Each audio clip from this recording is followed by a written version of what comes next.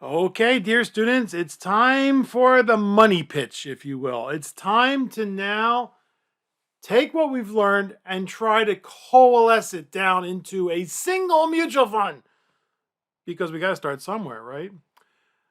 First, though, we're going to take a look at some fund families because what has happened over the years is these companies that maybe had one mutual fund, two mutual funds, then added 3 or 4 or 5 or 6, 10, 12, 20, 30, 100, 200 funds. They have created these what are called family of funds, which exists when one investment company manages an entire group of mutual funds. And the funds vary in their objectives in the family. And they've created mutual funds that have fit in all the different categories that we talked about, and then the subcategories and the subcategories, and that's how you wind up with 12,000 funds. You can move your money from one fund to another fund within the fund family, almost always with no charge. But if it's in a taxable account, the IRS says, oops, you just generated a taxable transaction. So you have to be careful about that. If it's in a retirement account, you can move it as much as you want. Now, you don't really want to move them that often. They're mutual funds, they're long-term investments, which means we we leave them there and let them do their things for 5, 10 years or so, depending on the situation, but typically they're long-term investments. And Forbes said it best. I wish I had thought of this. Choose a family, not a fund, right? So you choose a family that has, in my humble opinion, funds that have done well, beaten their indices over decades. They're the people we're looking for. Okay, well, let's take a look at some of them. Now, this top 10 list is very fishy. I don't really trust it, and it's really hard to get this data. Uh, uh, the Investment Company Institute doesn't provide it. That's the nonprofit trade group. And I have a funny feeling I know why. They don't want to anger any of their members, so they just basically keep quiet. But we know that the top 4 or 5, we know them, and then down here it gets a little dicey. But Vanguard by far is the world's largest mutual fund company. Now, there's another group called BlackRock that is actually the world's largest money manager. They do more than just mutual funds, but their mutual funds are behind the size of their assets under management are behind Vanguard. So there's a little bit of confusion there. Some people think BlackRock is the largest mutual fund manager. No, it is not. It is the largest money manager in the world, but not the largest mutual fund manager. Now, for decades, Fidelity was the number one mutual fund company, and then Vanguard passed them, and then BlackRock passed them. But Fidelity's not a shabby company. I just think they have too many darn funds, and they just overwhelm people. In fact, they're a very smart marketing organization. You go to their website, you sign up for them, you sign up with them, they'll let you buy almost any mutual fund. You can get 9,000 mutual funds on through them directly. Pretty amazing. The sleeper is the Capital Group. They go by the name American Funds, but now they're trying to change their name back to the Capital Group. They're kind of strange, but I'm really a big fan of these guys. They started in 1931 or something like that, and they called themselves Capital Group, Capital Research and Management. But they have funds like the Investment Company of America, the Growth Fund of America, the Bond Fund of America. And so everybody started calling them the American Funds. So they said, okay, we're the American Funds. But then they decided they wanted to go global, and they don't want to be the American funds outside the United States. So they're trying to change their name inside the United States back to Capital, which it was from the beginning. But if they had asked me, which they don't, and they make a lot more money than I do, so I should just keep my mouth shut. But if they had asked me, I would say, look, stay the American funds in the United States, and then outside the United States, you can be Capital, because other companies do that. You go to Japan, Panasonic isn't not Panasonic. I think it's Standard or National or something like that. So you talk to them. They're based in Los Angeles. But again, these companies are all around the world because they need to be. They have people all around the world. Now, State Street Global Advisors is a company that used to service other mutual fund companies, but they got in the exchange traded fund business and have done very well for themselves. Another long-lived company is called T. Rowe Price, based in Baltimore, but again, they're global. In fact, they were one of the first mutual fund companies, not the only one, but they were one of the first mutual fund companies to go global, and very good funds, very, very good funds. Invesco is a company that's cobbled together by a few other companies, including one of the long-lived companies, Oppenheimer, and they're based in Denver, and they've got some pretty good funds. They've got some funds I'm not too excited about. DFA, Dimensional Fund Advisors, markets, or at least did, I think they might have be branching out, but they marketed to stockbrokers, to financial advisors, and they've got some very, very good funds. But I don't know that much about them, to be truth. I should know more, but I don't. Sorry. There's just too many. I mean, this is just the top 10. There are dozens. And then Pacific Investment Company, Pacific Investment Management Company, based in, of all places, Newport Beach, has some very large bond funds. In fact, the best bond investor in the world used to work for them, but now he went over. He's actually at Invesco now. And then Franklin Templeton. Poor Franklin Templeton. I mean, I shouldn't say poor. They've got great funds, folks. Don't get me wrong, but I think they've kind of lost their way. It's run by a woman, and she's making a whole lot more money than I do, so I should shut my mouth, right? But they bought Legg Mason. I'm like, why did you buy Legg Mason? Anyway, she's running the ship, and don't get me wrong, Franklin Templeton has some great funds. In fact, remember Sir John Templeton? Right, he sold his mutual funds when he retired to Franklin, and they became Franklin Templeton. So check them out. But remember that there's just 10. There are dozens of mutual fund families.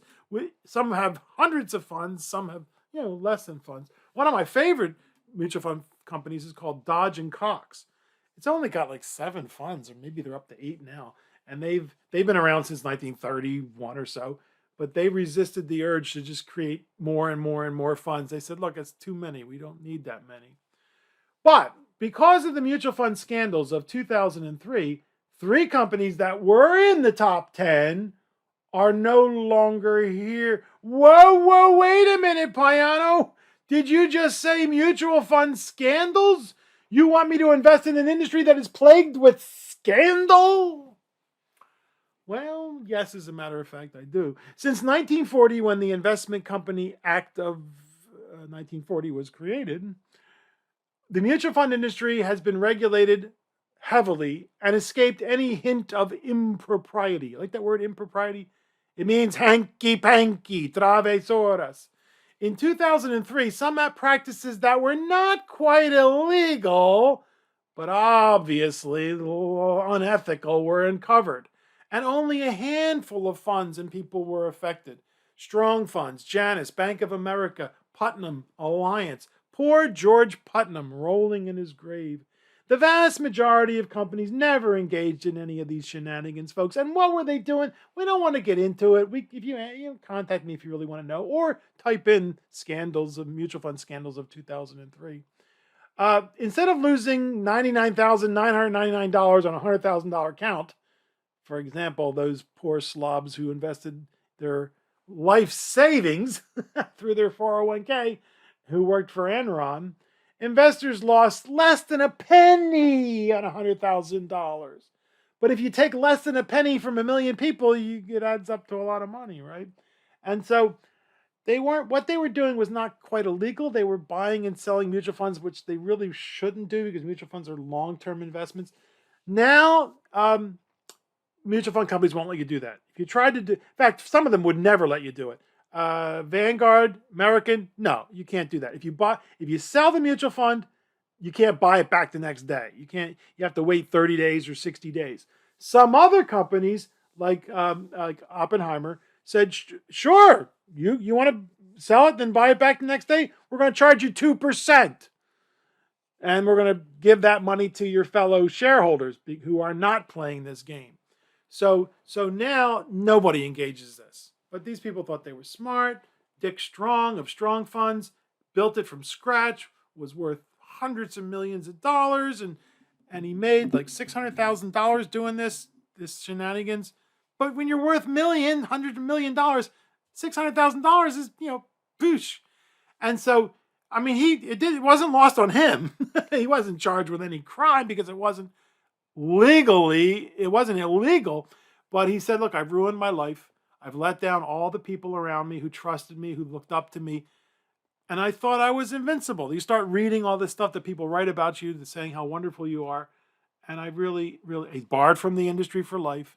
So, sad. Humans, hubris. Look up hubris. If you're taking the Greek mythology, look up hubris.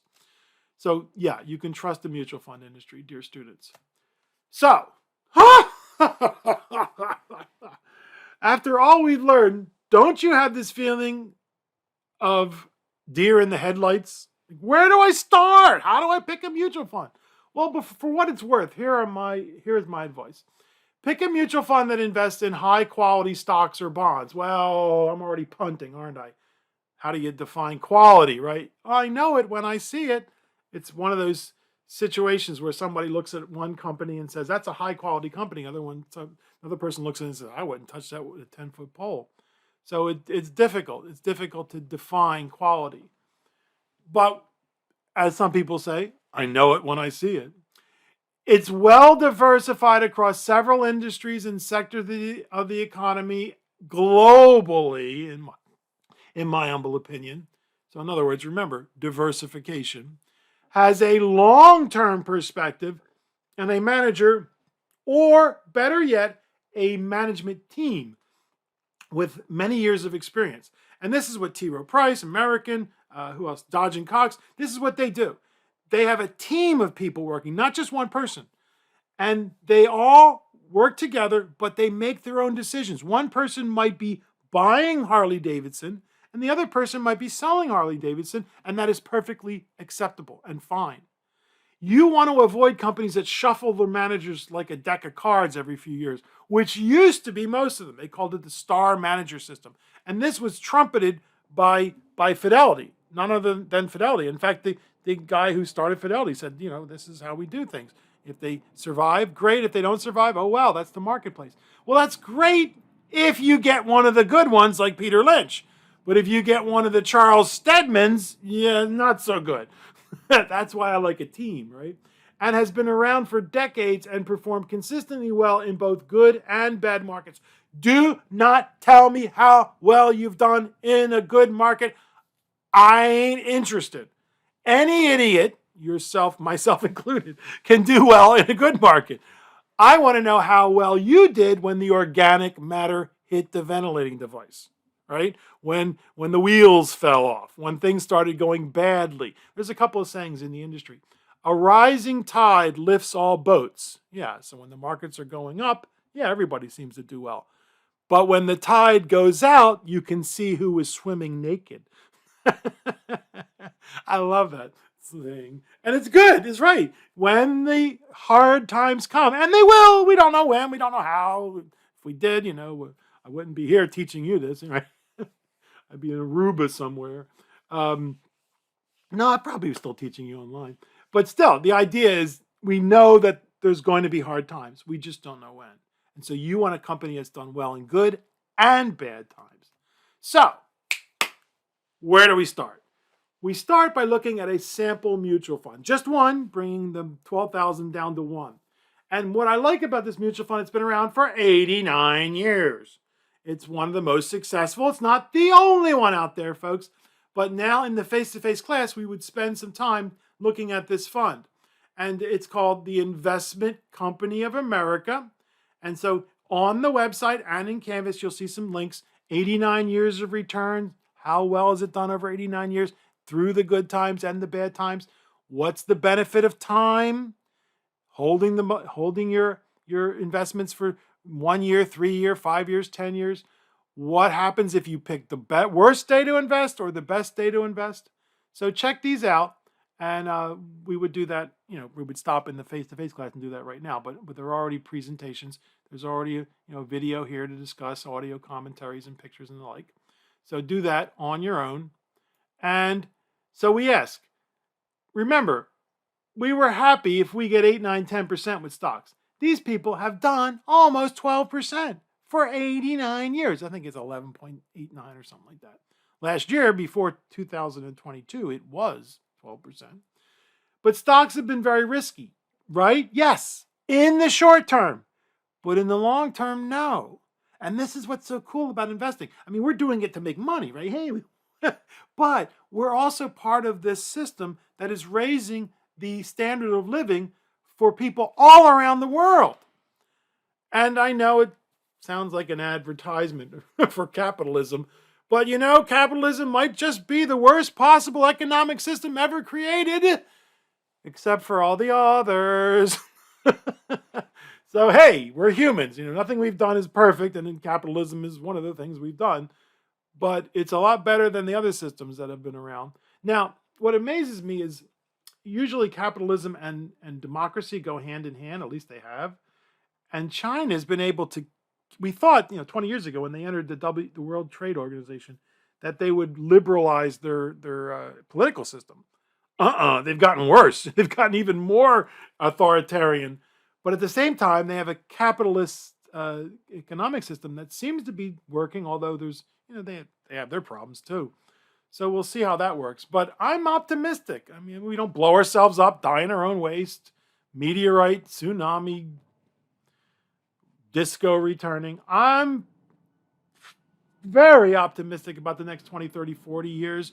We're going to have driverless cars. We're going to cure cancer. We're going to be able to talk to one another, universal translators, and we're going to cure climate. We're going to fix climate change. We have to. We have no other choice, right? Unless we want the entire state of Florida to be underwater. So in the long term, stocks have been very good to us if we have a long-term perspective. Now is not a good time to invest? Well, check out if you had invested on the worst day or the best day. And it turns out that even if you picked the worst day, you didn't really do that badly. Now, if you picked the best day, you did pretty good, but you're not going to pick the worst day. You're not going to pick the best day. You're going to continue to put in $50, $100 a month in good times and bad times.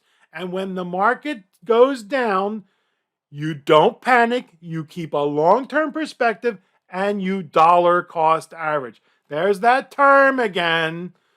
A system of buying an investment at regular intervals with a fixed dollar amount. It is boring, but it works. And see, I had to convince my wife a while ago, a long time ago when we met and got married. She was very frightened of stocks, which is good. You should have a healthy skepticism. With dollar cost averaging, there is always good news. No matter what happens, I would say Anita, because that's her name. I'd say, Anita, no matter what happens tomorrow, when we wake up, there's good news. The market's up. Good news. Yippee! Your account is worth more. Your $100 is now worth $100.22. The market's down. Good news. Huh? How could the market? Oh, right. Next month, you'll get more shares at a lower price when the $50 or $100 comes out of your paycheck or checking account. When do you want to buy things? When they're on sale. But in the stock market, that's not the way people think. The market goes up 100%. Ooh, is it too late to get in? Yeah. The market goes down 50%. Ooh, is it too late to get out? Yeah. Now's the time. When JCPenney has a 50% sale, right, people go in the store, right? Not so with the stock market. So, as you've already seen in chapters 12, 13, and now 14, there are these hypothetical illustrations, sometimes called hypotheticals, illustrations. The life insurance companies will run these also. They're examples of returns of investments from a lump sum principal or a stream of investment, dollar cost averaging, and sometimes they have the minus sign there, the hyphen, and sometimes they don't, and I'm not sure which one's actually right. Or a combination of a lump sum or streams. They must be approved by the Securities and Exchange Commission and the Financial Industry Regulatory Authority and contain those disclaimers about past versus future performance and not being guaranteed by the Federal Deposit Insurance Company or any other entity, so you may lose money. So you've already seen these, right? You saw the stock In chapter 12, you saw the bond in chapter 13. And what we're going to see in this chapter is a balanced fund, which invests in both stocks and bonds. And we're going to find that these things are actually pretty cool, especially for people who are really frightened. Now, as far as I'm concerned, you really don't need a balanced fund until you're in your later 40s, 50s, or 60s. But hey, if you're terrified, start early and you should do well. And we, again, show $100 a month, 30 years, $100 a month, 40 years, $100 a month for 40 years, but increasing $10 every year, one fewer trip to $10, Starbucks. And then what happens if you're in your late 40s, early 50s? That's when people come up to me and say, why didn't you tell me this 30 years ago? Sorry. And then we, one last time, thwack the life insurance industry. So check out the video.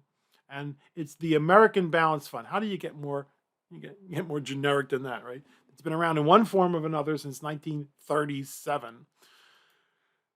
Okay, so, and of course, if you have any other hypotheticals you want me to run, $200 a month or $25 a month or whatever, for 50 years or whatever, just contact me because I can talk about this stuff far longer than any reasonable person would ever want to listen. Slide number 23. Now, don't think I was trying to get you to buy the investment company of America, okay? No, that wasn't my idea, and I'm not trying to get you to run out and buy that one. In fact, if you're starting from a clean sheet of paper, you would not want a company like, in my humble opinion, Investment Company America, unless you married it with something that was more global, because most of the mutual funds that have been around for 50, 60, 70, 80 years are domestic funds. Now, a couple of these are global. Here, the Templeton Growth Fund is global. And then where's the other one? New Perspective Fund is global. And I think there was another one, I don't remember.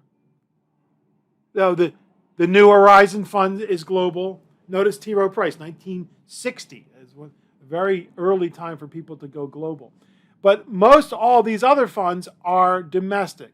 And the reason for that is not because people were snubbing the rest of the world. It's just that they didn't do it. Most mutual funds and most people just invested in the United States. They didn't bother to go abroad. So if you're starting from scratch, starting from a clean sheet of paper, I would recommend something global. But that doesn't mean these are all not good, very good funds. They are. They've all been around for over 50 years. All of them, except for the Dodge and Cox Stock Fund, and the Income Fund, and the Dynatech Fund, which is sad because these are all awesome funds and they got hit kind of hard last year in 2022. So I included them just because I love them and I don't want them to go away. And they won't. They'll bounce back, especially the Dodge and Cox Stock Fund. And this guy, Dynatech, he's genius. But he got hit hard because he's very growth oriented. And growth got clobbered in 2022. But see, it's not the only one, folks. And these are just those that have been around for 50 years. There are many, many more that have done very well in good times and bad times. Look, Fidelity has a problem with this guy. He's a genius. Will Danoff? No. Yeah, Will Danoff. No. Yeah, Will Danoff.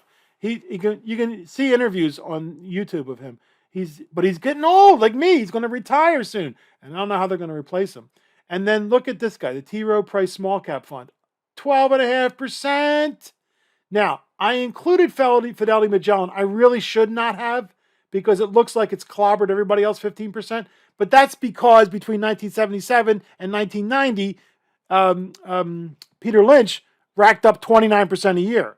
So I really shouldn't include Fidelity Magellan because it's never done that well since then. And it's just too much to ask of any individual. But these are all very good funds, by the way. Yeah, there's Vanguard. There's Franklin Templeton, Dodge and Cox. American is AMCAP, American Mutual Fund, Investment Company America, New Perspective, and Washington Mutual Investors Fund. Yeah, good companies. Good companies. And there are many others. So what's the bottom line on mutual funds? Choose a fund family, stick with them. There's a saying in the industry, most mutual fund investors do worse than the mutual funds they invest in. Huh? How could that be? Well, it's very easy. It's very easy. They wait for the market to go up 100% or 70% or whatever. Ooh, is it too late to get in? They put their money in the mutual fund, and then the market falls 30, 40, 50%. Ooh, is it too late to get out? They pull their money out just in time for the market to rebound. And of course, they wind up doing worse than the mutual fund they invest in. Reevaluate them periodically, but make changes judiciously and sparingly. You like those words? I like them. Judiciously. Every 6 months, don't even look at it. A year. When the market falls, I try to call my clients and try to get them to understand that this is normal. We've been here before. And I love it when they say, well, I don't even look at these statements. I say, oh, bingo. We can be more aggressive now. But if they say, oh, I lost $300, I say, you want to know how much I lost?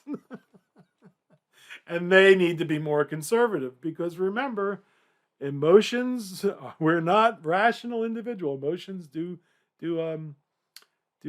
drive us, do control us. And so we have to be careful about those emotions. And if we sign up for email delivery instead of paper delivery, we can then just delete the email and save the end of your statements. But they're all saved electronically.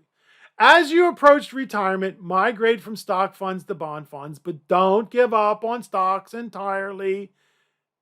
Especially if you're frightened, consider balance funds. And even in retirement, consider balance funds. And in these chapters, we've been talking about the accumulation phase. When we get to our last chapter on retirement and estate planning, we're going to take a look at the distribution phase. And we're going to see that even in retirement, we want to have some stock exposure. And that's why balance funds are so cool. But what do? Use long-term perspective. Use dollar cost averaging, $50 a month, $100 a month. Raise it every time you get a raise or every year, $5, $10, whatever. But for the most part, forget about them. I know it makes investing boring, but it works. Dear students, mutual funds will bore you to wealth.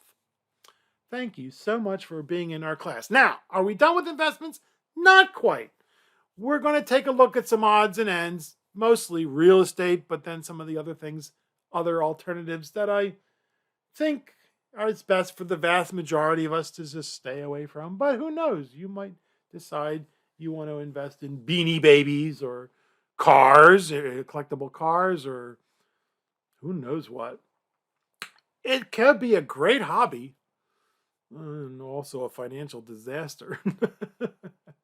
But we'll see you in our next chapter, Real Estate and Other Investment Alternatives. Thank you so much for being in our class.